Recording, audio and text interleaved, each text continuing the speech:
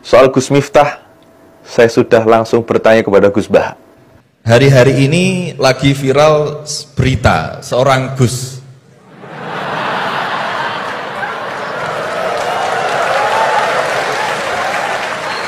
Mohon izin.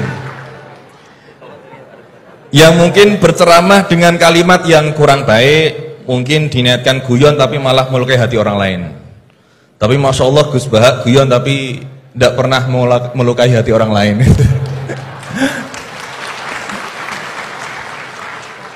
Nah, pertanyaan saya Gus, ngapunten, karena ini pasti ke Gus Bah, tidak mungkin ke Gus Quraisy Shihab, tidak mungkin. Yang provokatif dulu itu ya.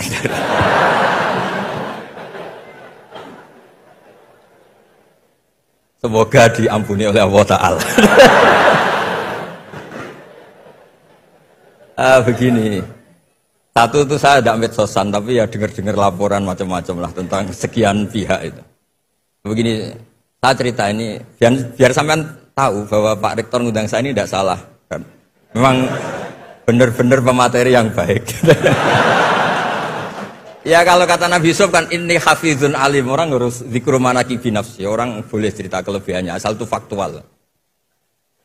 Begini, suatu saat, ini cerita di kitab Ihya, suatu saat Nabi Musa itu sholat istisqa, itu doa apa saja itu sudah dipakai, nggak mandi itu. Nabi Musa nggak mandi, tetap nggak mandi. Kata Allah, inna fihim namaman, di komunitas anda yang ikut sholat itu ada yang tukang adu-adu, namam, provokator. Maka kamu doa kayak apa tetap tidak akan saya ijabahi. Nabi Musa, ya gampang Gusti, tunjukkan orang itu siapa, nanti saya usir dari majelis.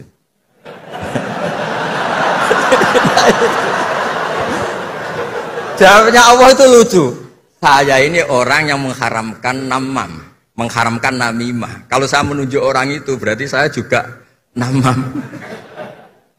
Intinya itu Allah terus mengabaikan sekian peristiwa namam. Jadi kalau pertanyaan provokatif terus kayak gitu tuh mesti diabaikan oleh Allah Ta'ala. Karena nanti repot itu. Repot. Memang saya termasuk Gus yang asli itu jelas sekali. Suka atau tidak suka ucapan Gus Miftah itu membawa berkah buat penjual es. Sebenarnya saya kepengen membela Gus Miftah dari awal. Cuman saya paling malas dihujat sama orang-orang awam. Paham? Kenapa saya mengatakan orang awam? Yang hanya menilai dari segi kalimat, diukur dari kebencianmu. Itulah orang-orang awam.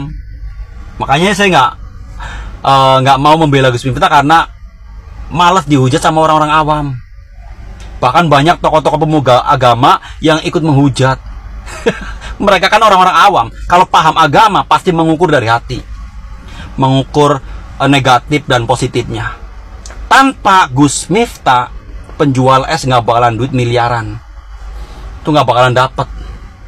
Lalu kalian akan bertanya pada saya, itu kan memang udah rezekinya dari Allah Subhanahu Wa Taala. Betul bos. Semua butuh perantara. Tanpa perantara mustahil berlaku. Emangnya duit langsung jatuh dari langit? Belajar di mana, ndak? Belajar agama di mana? Ini sebenarnya saya kepengen membela Gus Miftah dari awal, cuman malas dihujat sama orang-orang awam. Kalau orang-orang yang pintar menilainya dari hati, diukur positif dan negatifnya. Negatifnya banyak orang-orang awam yang gagal paham.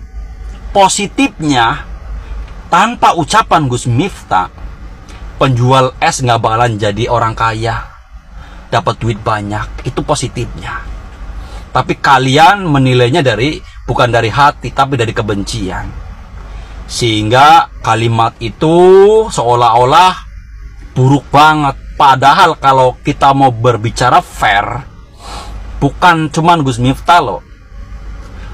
Ulama-ulama yang lain melontarkan kalimat-kalimat kasar kotor, nggak kalian permasalahkan kok, nggak kan?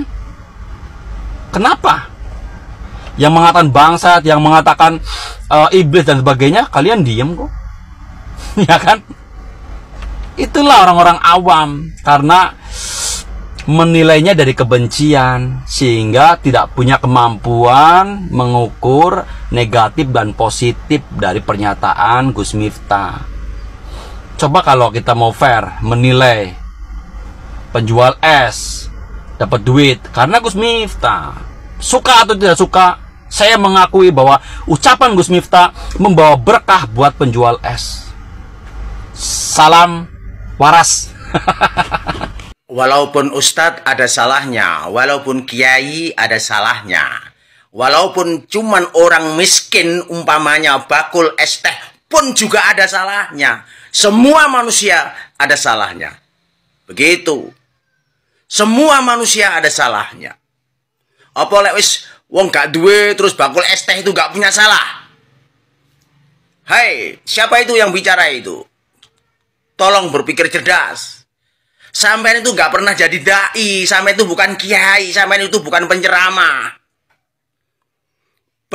Bagaimana sakitnya penceramah, bagaimana sakitnya dai, bagaimana sakitnya kiai ketika ada komunitas pengajian di situ sudah dimulai dirusui karo bakul es.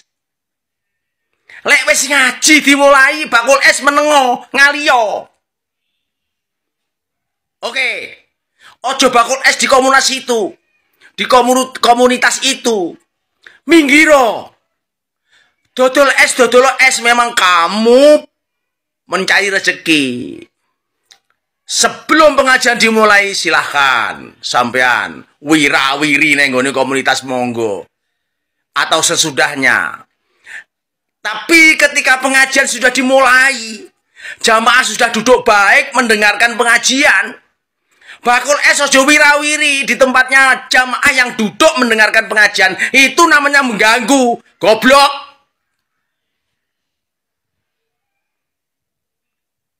Kamu itu cara berpikirnya nggak paham. Kamu itu nggak pernah jadi dai. Kamu itu nggak pernah jadi penceramah. Oke. Ketika ada orang yang ceramah, ojo rame. Apalagi towo-towo es teh di komunitas jamaah yang sedang ngaji ngurungani pengajian itu tidak dibolehkan, dilarang, haram itu. Berarti son haji itu tidak punya akhlak, tidak mempunyai adab. Apa lek wis wong gak duwe bakul es teh tidak boleh salah? Semuanya bisa salah. Semuanya bisa salah. Ya, semua bisa salah. Kamu sih kayaknya nggak pernah jadi orang yang penceramah. Kayaknya kamu itu nggak pernah ngaji di depan umum. Saya ini walaupun nggak punya jamaah banyak, saya ini juga pernah ceramah juga pernah. Ketika saya ceramah, jamaah saya rame ngomong dewe, saya pun juga marah. Apalagi di komunitas jamaah itu ada orang lain jual es, wirawiri, towo-towo ketika ngaji. Itu justru penjual es itu ndak punya akhlak. Tolol kamu. Sudah ya sudah. Ya. Miftah sudah minta maaf. Sudah. Gak usah diperbesar. Kamu lupa ya? Son haji itu mengganggu orang ngaji. Son haji itu mengganggu orang ngaji. Enek wong ngaji ngrungokne pengajian wira-wiri karo tawa es. Itu namanya mengganggu. Lek ngaji dimulai, minggiro. Minggir. Ustadz bisa salah, kiai bisa salah. Apalagi seorang son haji yang penjual es teh itu juga bisa salah. Artinya manusia itu bisa salah. Apa lek wis enggak duwe ora duwe salah. Sudahi. Ya. Gitu aja kok kau komentari dengan begitu kerasnya. Apa mata sampean itu tidak melihat? Telinga sampai itu nggak mendengar. Ada seorang Habib mengatakan presiden goblok, menteri agamanya dajjal. Itu gimana itu presiden digoblok-goblokan itu? Bagaimana komentar sampean? Mengatakan presiden goblok berarti menghina rakyat Indonesia. Apa mata kamu nggak melihat? Apa kupingmu nggak mendengar?